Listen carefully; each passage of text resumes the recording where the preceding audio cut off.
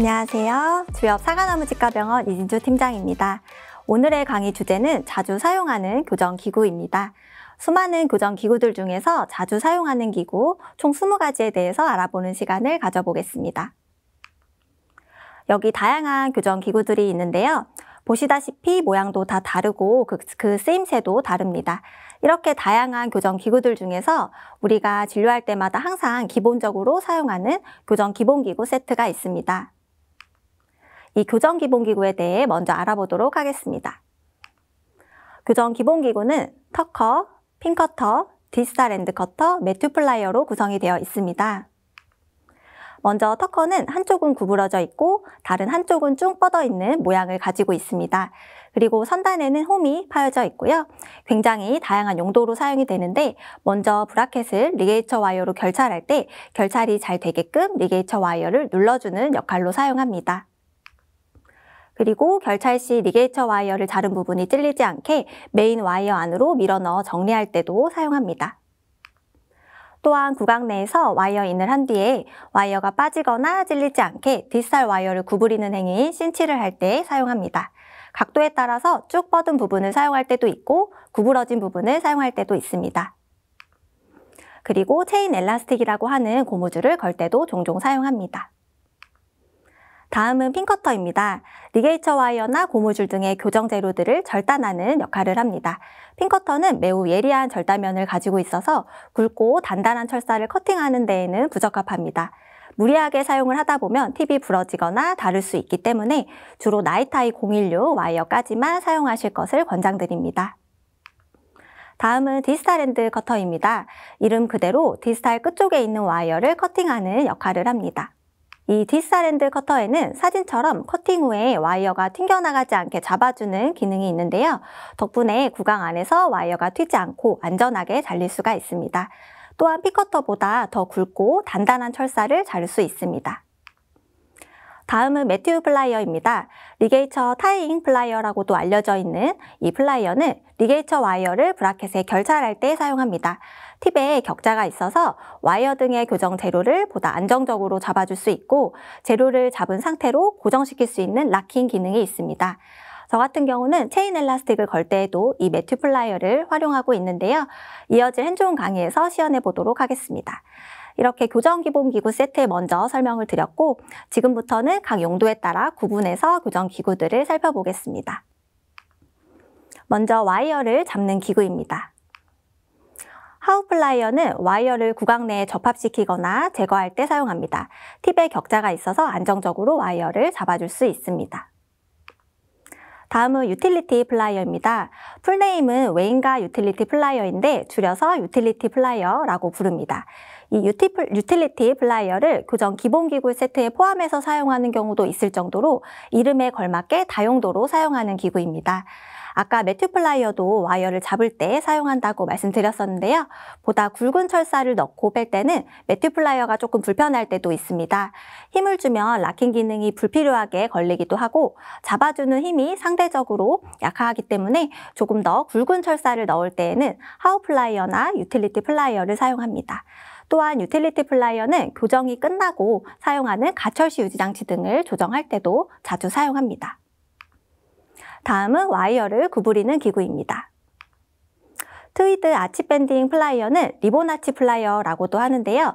양쪽 모두 두께 약 2mm의 판상 모양으로 되어 있고 주로 와이어를 밴딩할 때 사용합니다.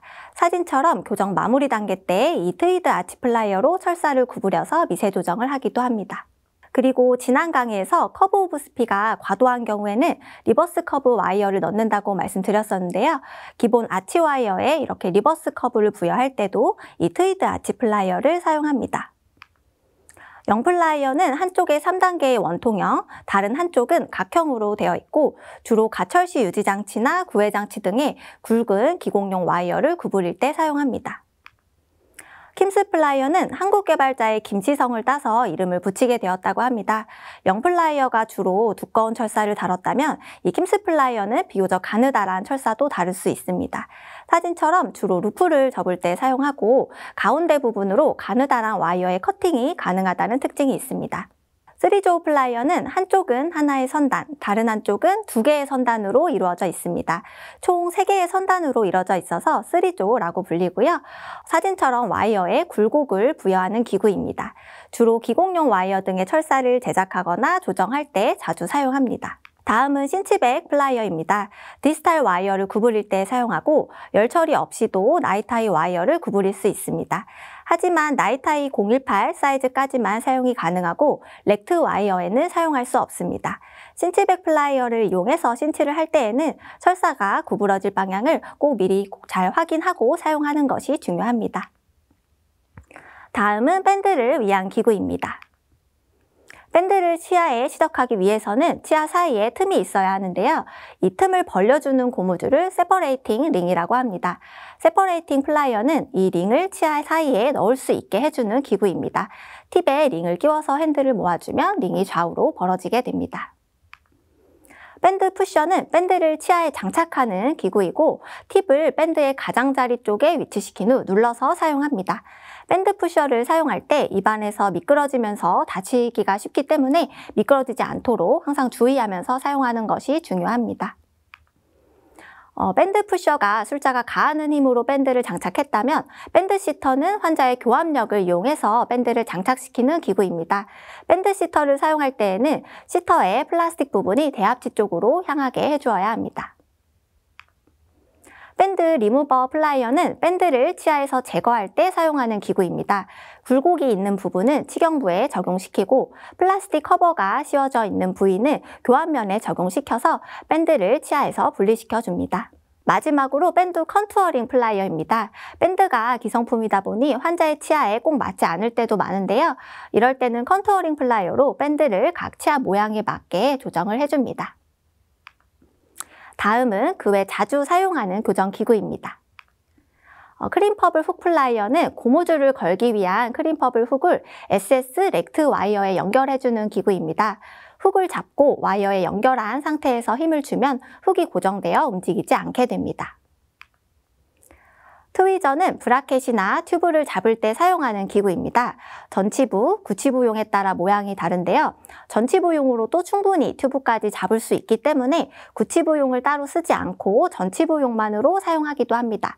전치부용 트위저에는 이렇게 뾰족한 하단부가 있는데요. 이 부위로 DBS 할 때 브라켓 포지셔닝을 하기도 하고 잉여 레진을 제거하기도 합니다. 디본딩 플라이어는 치면에서 브라켓 등의 교정 장치를 제거할 때 사용해서 브라켓 리무빙 플라이어라고도 부릅니다.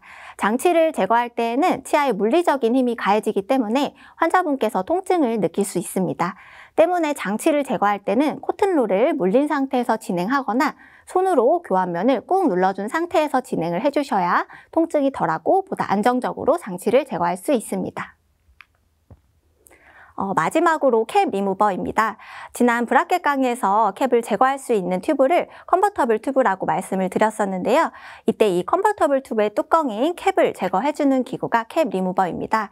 기구 끝에 날카로운 날이 있어서 이 부분으로 튜브의 캡을 밀어서 제거해줄 수 있습니다. 안이나 밖에서 모두 사용할 수 있고요. 구강 안에서 사용할 때는 장치가 떨어질 수 있기 때문에 방향이나 각도를 잘 맞춰서 조심히 진행해 주어야 합니다. 지금까지 자주 사용하는 교정기구에 대해서 알아보았는데요. 교정기구를 사용하기 위해서는 이 교정기구들의 이름을 알고 용도를 구분하는 것이 첫 번째 순서입니다. 워낙 종류가 많아서 처음에는 어려우실 수 있지만 쓰임에 따라 기구의 모양이 갖춰져 있기 때문에 조금만 학습하시면 충분히 숙지하실 수 있습니다. 교정치과에서 근무하시는 선생님이시라면 진료실에 있는 기구들을 직접 하나씩 살펴보면서 오늘 강의 내용을 복습하시면 좋을 것 같습니다. 핸즈온 강의도 많은 시청 부탁드리고요. 오늘 이론 강의는 여기서 마무리하도록 하겠습니다. 감사합니다.